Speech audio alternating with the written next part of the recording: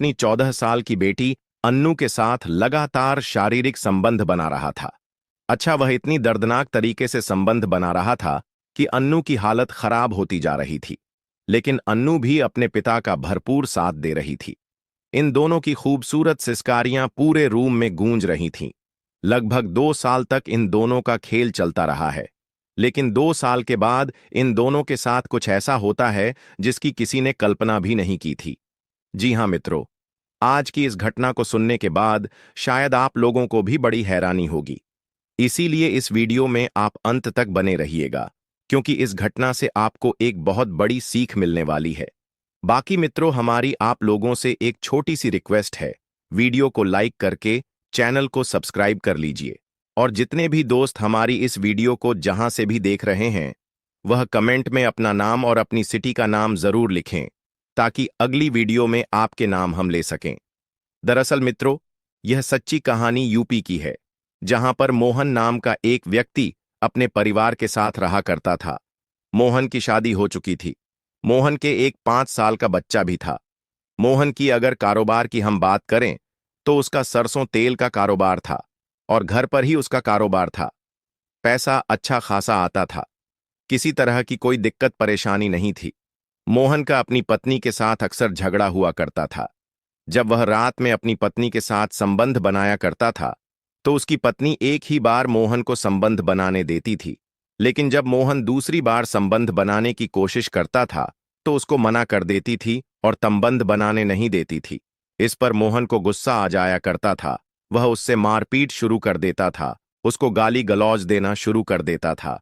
एक दिन मित्रों, मामला इतना बढ़ जाता है कि उसकी पत्नी मोहन को छोड़कर और अपने बच्चों को लेकर अपने मायके चली जाती है, और मोहन से कहती है कि मैं तुम्हारे साथ एक पल भी नहीं रह सकती हूं, तुमसे तलाक ले लूंगी।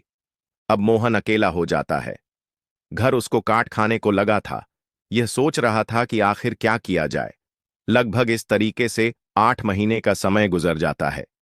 8 महीने के अंदर मोहन अपनी पत्नी से 2 बार मिलने के लिए जाता है, और उसको मनाने की कोशिश करता है और उसको वापस लाने की कोशिश करता है, लेकिन उसकी पत्नी उसकी एक ना सुनती है और कहती है कि मैं तुम्हारे साथ एक पल भी नहीं रह सकती हूं, तुम यहां से चले जाओ। जब मोहन अपनी पत्नी की यह बात सुनता है, तो वापस चला जाता है। अब यही सोचने लगता है कि आखिर अब क्या करेगा वह, क्योंकि वह तो अकेला हो चुका था। जो उसकी शारीरिक जरूरतें हैं, अब कैसे उसकी पूरी होंगी। इसीलिए उसने एक प्लान बनाया और अपने मित्रों से कहा कि वह दूसरी शादी करना चाहता है। उसके लिए कोई ऐसी महिला बताएं जो उससे शादी कर सके। उसके दोस्त ने कहा कि आप मुझे 2 महीने का समय दे दीजिए, मैं 2 महीने के अंदर ऐसे कोई महिला बताऊंगा जो आपसे शादी कर सके। 2 महीने के बाद उसके दोस्त ने एक ऐसी महिला बताई जो विधवा थी। उसके पति का एक्सीडेंट हो चुका था, वह दुनिया से जा चुका था। उस महिला की एक 15 साल की बेटी थी जो उसी के साथ रहा करता था। जब उसके मित्र ने यह कहा कि उसकी एक 15 साल की बेटी है और वह महिला विधवा है और शादी करना चाहती है, तो तुम्हारे लिए यह औरत बिल्कुल परफेक्ट रहेगी, आप इससे शादी कर लो। मोहन को उसकी बात पसंद आ जाती है और वह कहता है कि ठीक है, मैं तैयार हूं। अब कुछ मित्र मिलते हैं, और मिलने के बाद एक मंदिर में जाकर मोहन उस महिला से शादी कर लेता है। अब मोहन उस महिला को अपनी दुल्हन बनाकर घर लेकर आ जाता है। इन दोनों का वैवाहिक जीवन बड़े अच्छे से गुजर रहा था। मोहन की शारीरिक जरूरतें पूरी होने लगी थीं। उस महिला की भी शारीरिक जरूरतें पूरी होने लगी थीं। किसी तरह की कोई दिक्कत परेशानी नहीं थी। मोहन का जो कारोबार था, वह काफी अच्छा कारोबार था। पैसे से लेकर तो किसी तरह की कोई दिक्कत होती ही नहीं थी। जो 15 साल की लड़की होती है, जिसका नाम अन्नू होता है, वह भी इन्हीं के साथ रह रही होती है। एक दिन मोहन की पहली पत्नी को पता लग जाता है कि मोहन ने दूसरी शादी कर ली है, और अपनी पत्नी के साथ वह वहीं पर रह रहा है। लेकिन उसकी पत्नी को कोई फर्क नहीं पड़ता है, क्योंकि उसकी पत्नी ने तो उसको हमेशा के लिए छोड़ने का प्लान बना लिया था, और उससे तलाक लेने का पूरा प्लान बना लिया था कि अब वह मोहन के साथ एक पल भी नहीं रहेगी, वह उससे तलाक ले लेगी। इसलिए दूसरी शादी करने के बाद भी पहली पत्नी को कोई फर्क नहीं पड़ा था। खैर, धीरे धीरे इस तरीके से लगभग 9 महीने का समय गुजर जाता है। मोहन की जो दूसरी पत्नी थी, वह प्रेग्नेंट होती है। वह बच्चे को जन्म देने वाली होती है, तो उसकी हालत खराब हो रही थी। उसको काफी पीड़ा हो रही थी।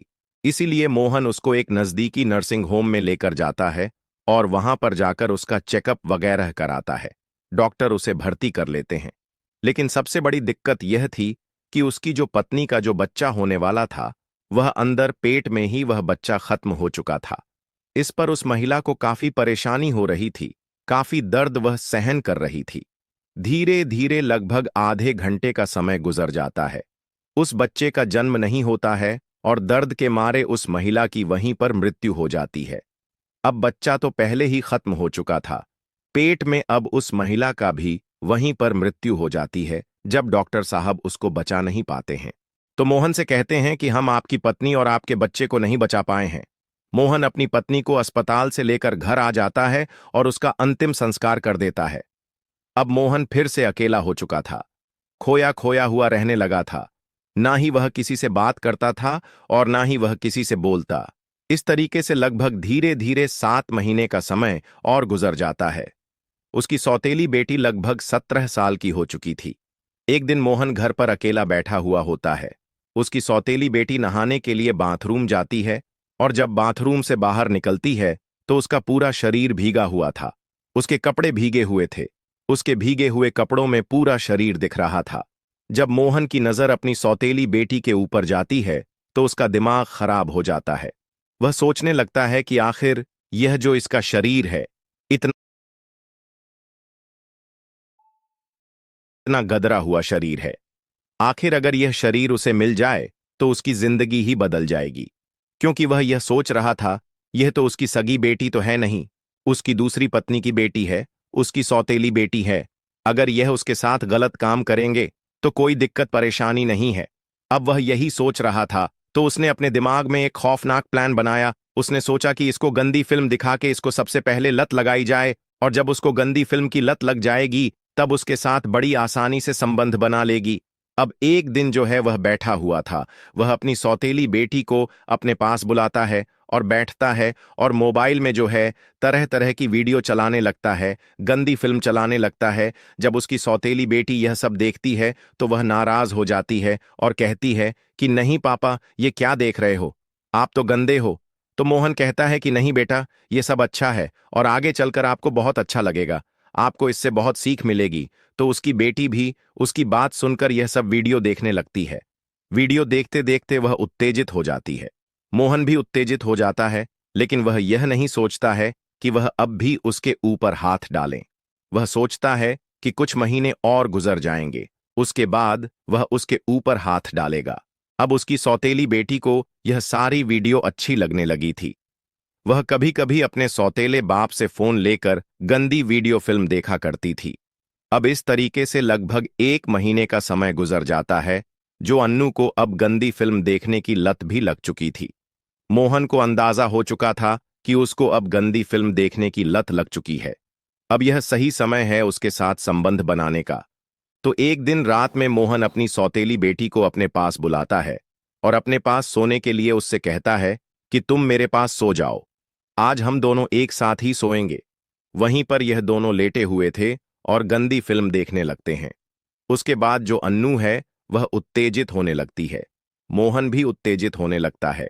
उसके शरीर पर हाथ फेरने लगता है, उसको जगह जगह से छूने लगता है और मोहन एक ही झटके में अपनी सौतेली बेटी को निर्वस्त्र कर देता है। उसके शरीर पर एक भी कपड़ा नहीं होता है। यह सब अन्नू को अच्छा लग रहा था, क्योंकि अन्नू ने जो सब वीडियो में देखा था वह वैसा ही मोहन उसके साथ कर रहा था।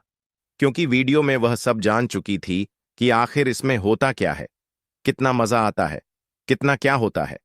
यह सब अन्नू वीडियो देख देख कर जान चुकी थी और उसको गंदी फिल्म देखने की लत भी लग चुकी थी। अब अन्नू भी अपने कपड़े उतार देता है और लगातार उसके साथ छेड़खानी करने लगता है। लगभग 20 मिनट के बाद वह उसके साथ संबंध बनाने लगता है।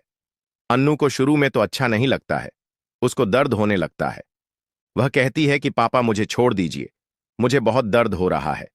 लेकिन यह इंसान उसे कहाँ छोड़ने वाला था। यह लगातार उसके साथ शारीरिक संबंध बना रहा था। इतनी दर्दनाक तरीके से संबंध बना रहा था कि अन्नू की चीख निकलने लगती है, वह रोने लगती है। उसके बाद 1 घंटे तक यह संबंध बनाता है और जब यह थक जाता है तो उसे छोड़ देता है। उसके बाद वहीं पर यह दोनों सो जाते हैं। फिर अगला दिन होता है। मोहन अपनी सौतेली बेटी को फिर से अपने पास बुलाता है, फिर से गंदी फिल्म दिखाता है और फिर से उसके साथ संबंध बनाने लगता है। आज जब राजेश उसके साथ संबंध बना रहा था तो अन्नू को भी अच्छा लग रहा था। उसको भी एंजॉय आ रहा था। वह भी अपने पिता का भरपूर साथ दे रही थी। यह मोहन अपनी सौतेली बेटी के साथ लगातार शारीरिक संबंध बना रहा था। इस तरीके से अब इनका जो खेल है अब रोज चलने लगा था। अब अन्नू को भी यह सब अच्छा लगने लगा था। वह भी मोहन के साथ रोज संबंध बनाया करती थी। लगभग धीरे धीरे अब 7 महीने का समय गुजर जाता है। अन्नू एक दिन आंगन में खेल रही होती हैं। अब पड़ोस की महिलाओं की नजर अन्नू पर पड़ती है। वह उसके पास आती है और उसका बढ़ा हुआ पेट देखती है। तो उन महिलाओं को समझने में ज्यादा वक्त नहीं लगा कि अन्नू पेट से है। इसलिए वह अन्नू को लेकर एक पास के नर्सिंग होम में जाती है और वहां पर जब उसका चेकअप करती है तो डॉक्टर यह पुष्टि करते हैं कि अन्नू 7 महीने की गर्भवती है। जब आस पड़ोस वाले गांव के लोग जब यह सब सुनते हैं तो दंग रह जाते हैं। इसके बारे में लोगों को सोशल मीडिया और अखबारों के माध्यम से पता लगा तो लोग यह सोचने पर मजबूर हो गए कि एक बाप अपनी बेटी के साथ